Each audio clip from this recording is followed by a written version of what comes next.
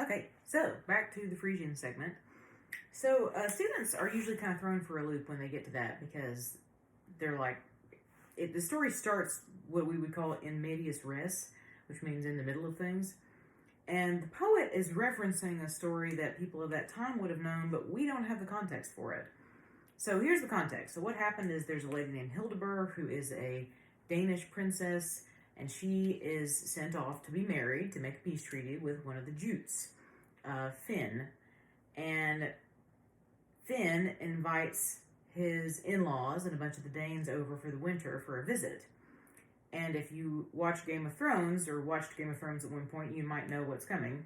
But essentially, after he's fed them and given them bread and salt and ostensibly protected them in his sacred boundary, like we talked about, he starts murdering them all. And a few of the Danes survive. By the way, some people think this is a true story, like this is an actual historical event. A few of the Danes survived because they managed to barricade themselves inside a bedroom. And after several days, Finn was like, "Okay, we're gonna have to make a peace treaty. You can't leave because where they had come in the rivers from the ocean and docked their boat, the rivers had frozen. The water was frozen and they couldn't get out." And he said, "You can't go anywhere. You're gonna have to stay here. You might as well come out and eat. We'll make a truce that we're not going to kill you anymore, and nobody can make fun of you for having all your friends dead, and we'll just let the winter pass in peace." And so they were like, okay, and because they really didn't have any other choice. But in the meantime, Hildeburh cries because she has to essentially burn her brother and her son on the same funeral pyre. So when it starts out and it says, Hildeburh had no cause to credit the Jutes, that's like the biggest understatement on the planet. Like, Hildeburh had cause to hate the Jutes and hate her husband because now her two closest relatives in the world are dead. So what happens is, as the spring comes and the water comes back and the ice thaws, somebody goes up to this guy named Hengist, who was kind of the right-hand man of the man who was killed, one of the survivors, and he has a sword called Dazzle the Duel, and he slaps it on his lap, and he doesn't say anything else, he just kind of slaps it down, and that's kind of his way of saying, all right, we've waited long enough, now it's time to get vengeance, because, again, it's one of those three super important things to them: bravery, generosity, vengeance. And as opposed to the Christian perspective of Dustin, who is writing this, vengeance is all important. You are no one, you are nothing if you cannot get vengeance when somebody has wronged you. So then the Danes rise up in the night and kill all the Jutes. And they kill Finn and all his people, and they get all of their stuff back that was taken, and they basically get Hildeburh and put her on a boat and take her back home, and that's the end of the story. Now, if you were wondering, why the heck is this being told here, it is foreshadowing. Because it would have been much easier for those Danes to just kind of give up and go home and move on with their lives and say, well, wow, what a crappy month. But what was most important to them was risking their all, even when they were outnumbered, to get their revenge. And that is foreshadowing for Grendel's mother. Because the way that Grendel's mother attacks Heorot is completely different from how Grendel attacks. She comes up, it's almost kind of half-hearted.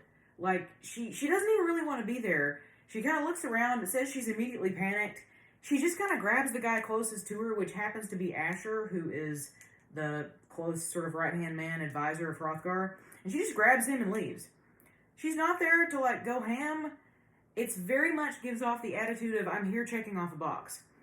Grendel's mother attacks because she is honor-bound to get vengeance for her son as a loving mother. She didn't bother anybody for years. She never came out of the swamp. She didn't want to bother anybody, but she has to. So even though she's not human and she is a troll or a monster of giant of some type, even she is bound by the code that everybody else is bound by. Just flashing forward a little bit, when at the end of their battle, when Beowulf sees Grendel's body, he desecrates Grendel's body and takes the head back with him. He does not touch the mother's body. He treats the mother's body with respect because he can actually understand why she did what she did. Grendel did not have a good reason to do what he did, according to Beowulf. Killing people for 12 years because they made noise is an undue escalation. But in his eyes, and in the eyes of the people at that time, Grendel's mother was doing what she had to do. So she comes in, and Hrothgar has like a complete meltdown. And let's kind of look at what he says in the translation that you have. He's absolutely just panicking. Now, keep in mind, imagine if like the President of the United States came on television and was like, "We're all gonna die. It's over. We'll see. Some of you may live. I'll probably live, but you're all gonna die. You're done for. Sorry. That's just how it is. It's terrible. It's bad." You don't want to hear that from your commander-in-chief. The commander-in-chief is supposed to be like, "We will persevere. We are America. Don't worry about it. We're going to get to the other side of this. We're working on a solution." Even if we're not, that as a leader, you're supposed to kind of espouse positivity, or at least determination. So imagine how Hrothgar's people feel when he like hobbles out of the wreckage of Grendel's mother and he says this: "Rest! What is rest? Sorrow has returned. Alas for the Danes, Asher is dead. He was Ermenlof's older brother and a soulmate to me, a true mentor. He was my soulmate." Meanwhile, his wife Wealhtheow is like, "Okay, what am I?" He's doing this and just having this sort of panic attack in front of all these people. And then this should really have kind of made you think for a second. Just kind of out of nowhere, he says, "I have heard it said by my people in the hall, counselors who live in the upland country, that they have seen 2 such creatures prowling the moors, huge marauders from some other world. One of these things, as far as anyone can ever discern, looks like a woman. The other, warped in the shape of a man, moves beyond the pale, bigger than any man, an unnatural birth called Grendel by country people in former days. They are fatherless creatures, and their whole ancestry is hidden in a past of demons and ghosts.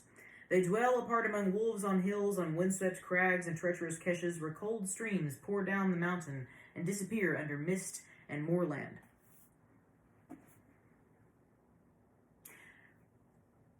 This should beg the question,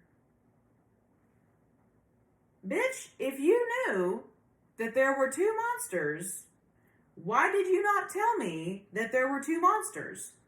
Because he also would have known that once Beowulf killed Grendel, Grendel's mother would be honor bound to show up and get revenge. This is a problem of your own making, Hrothgar. And that's when I start to really question Hrothgar. If you'll notice, like, the text kind of goes out of its way to be like, but they didn't blame him, but nobody blamed Hrothgar, it's not his fault, he's okay. But it's kind of a methinks the lady does protest too much type of thing. Like, you wouldn't, if Hrothgar was a really good king, the narrator wouldn't have to tell us so often that Hrothgar was a good king. He messed up. And it almost kind of seems like he deliberately lied so that Beowulf would be more likely to help him. Like, he kind of undersold the amount of problems in the job so that he would be more likely to take the job. It's just incredibly sus to me that he comes out with that bit of information after all this has already happened.